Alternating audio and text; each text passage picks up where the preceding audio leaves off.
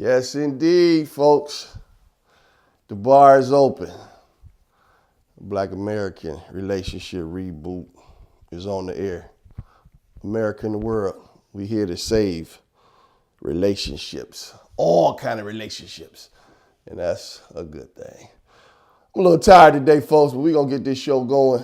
We're going to discuss a little bit about this election that we just had, and I guess if I'm a black man, that make me a Democrat automatically, so I mean, I'm a Democrat and a liberal, progressive. You can call me what you want. I just want to see things done right. Okay, and once again, our friends in rural America, in suburban America, have let us down and voted for the Republicans to take over again. Wow. And, my question is, what do you guys want? I'm just worried and wondering, what do people in the rural areas, in the suburban areas, what do you want? Because we already know the Republicans could care less about you. I mean, all of their programs are geared towards big business and the moneyed interest. And that's it. And they don't make any bones about it. So, if anybody's watching the program that's a Republican and a dyed-in-the-wool Republican, just tell me, how did you become one if you make less than $40,000? If you make less than $1 million, really, because anybody making, I'll say up to about 100,000 or less should be a Democrat. And that's almost everybody. Because trust me, you ain't making no money and they don't care about you. These folks want to get rid of the National Labor Relations Board. They want to get rid of the Environmental Protection Agency. They want to get rid of the Department of Education. These are the people that you people voted in. Whew, it just made me throw my hands in there. So we're going to just discuss some things with the numbers. I got my book out here, Michelle Alexander. She hit me up on Facebook, letting everybody know that they throwing brothers in prison at just a ridiculous rate. The new Jim Crow, it's been out for about 5 years. If you don't have it in your book collection, get it. It's a really good book. It talks about a lot of different pieces. We're going to discuss that about near the end of the show. And I want to talk about John Burge, a commander in the Chicago Police Department who was torturing suspects since 1972, getting them to pretty much beating confessions out of them. So many people in jail that were falsely accused or falsely just pretty much gave in and said, I did it. That right now they got 118 victims that they know for sure, but it said it could be more than 200 or 300. So the guy went to jail, but now he got early release for good behavior, of course. And they released him to a halfway house in Tampa, Florida. So we'll get to that too. But right now, let's talk about election 2014 and what went wrong. And me and my producer were talking about doing a little extrapolating with the numbers and things just to get an idea of how various election pundits and the like look at the voting cycles, and they figure out and they can decide pretty much how the race is going to go. And this is how they do it. Now, if you go back to 2012, if a lot of people remember, 62% of white people voted for Mitt Romney, which is a large portion. So that means Barack Obama got 38% of, I think he got like 36% of the Caucasian vote. And I think in 2008, if I recall correctly, he had got almost 40%, which was pretty astounding. So they picked up 2%. Now, for those of us who don't know the numbers, 65% of America is pretty much Caucasian, white Europeans. And I know we keep talking about the browning of America, but this is going to be a slow process. And I remember they did an article on it in Time back in 1989, and this is what got everybody all riled up. It's like America will be predominantly black or brown by, they claim 2050, and we're about 34 years from there, 36 years from there. Okay, so as far as the population of African Americans, and for those who think about this, people, we've been at 12% now since 1968.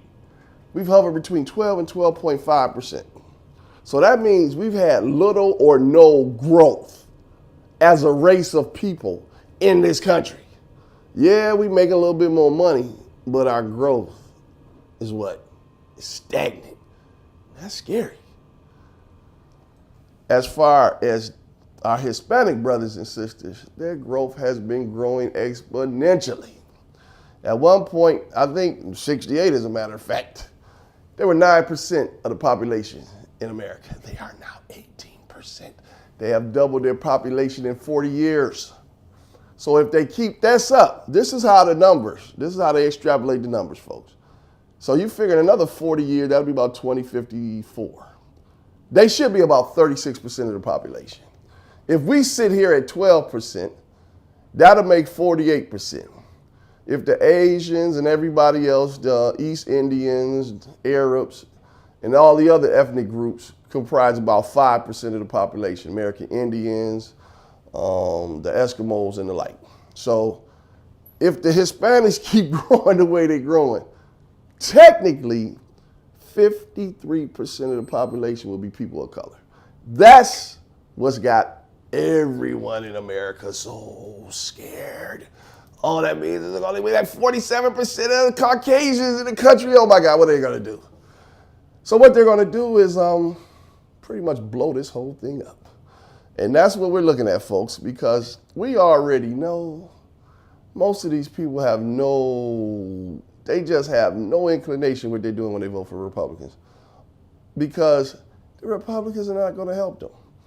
75% of Americans, folks, this is something that you need to know, because they're not going to tell you this on MSNBC or Fox, make less than $40,000 a year.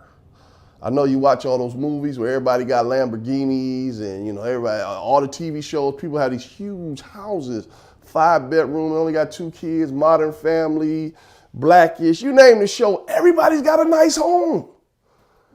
That's not real. We don't have any money, which is why Barack Obama and the and the Democrats are making such a big deal about can we at least raise the minimum wage? Which is why a lot of these folks in the fast food industry are like, can we get 15 an hour? Because we all know 10 an hour ain't gonna do it. I worked for 10 an hour and my goodness, I stayed broke. So I know 15 an hour, that doesn't come up to anything but about somewhere about 27,000. You still don't have no money. 28,000 a year, that's still rough. So folks, let's just be honest about this. This is not a country full of people that are wealthy. It's the wealthiest country in the world, but it doesn't consist of a lot of wealthy people. So when you had all of these movements, the Occupy movement and the battle against the 1%, if 99% of Americans made less than $1 million and they felt marginalized, how is it that the Republicans are running 33 states? Folks, how did this happen? And we know how it happened, because of fear. And let's just say it. Fox got white folks nervous. Let's just be honest. And to all my Caucasian brothers out there, and I know a lot of them, y'all got to understand, if you a Democrat, I love you. But the brothers out there, your brothers that keep voting Republican and you know it ain't doing their interest no good, that's why I asked the question earlier. What do they want? Because that is the real question. It's evident that they don't want a better standard of living. So what do you want? So that's the question we got to ask in politics. We need to stop lollygagging around acting like this racial piece ain't a part of this, because it's a heavy part of it. And I know people don't like to talk about race because it's an ugly subject. And the reason it's an ugly subject is because we don't talk about it. And we don't talk about it sincerely and honestly. People are not happy. And there's a lot of white people look at us like, I just don't want nothing to do with them. And they look at the Democratic Party like it's just a minority party of blacks, Hispanics, and gays. So they're like, I don't want anything to do with any of that. And that's the big thing. And somehow I done ran through 10 minutes and I ain't even get around to my piece. My producer's telling me I'm running out of time, but you know how I go. I get to talking.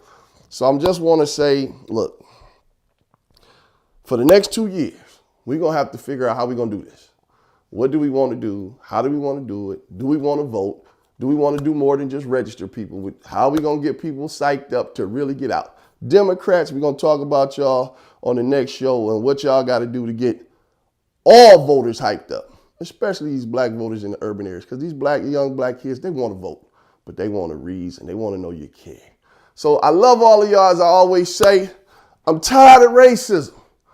Peace and love to the world. C. Clay, we out.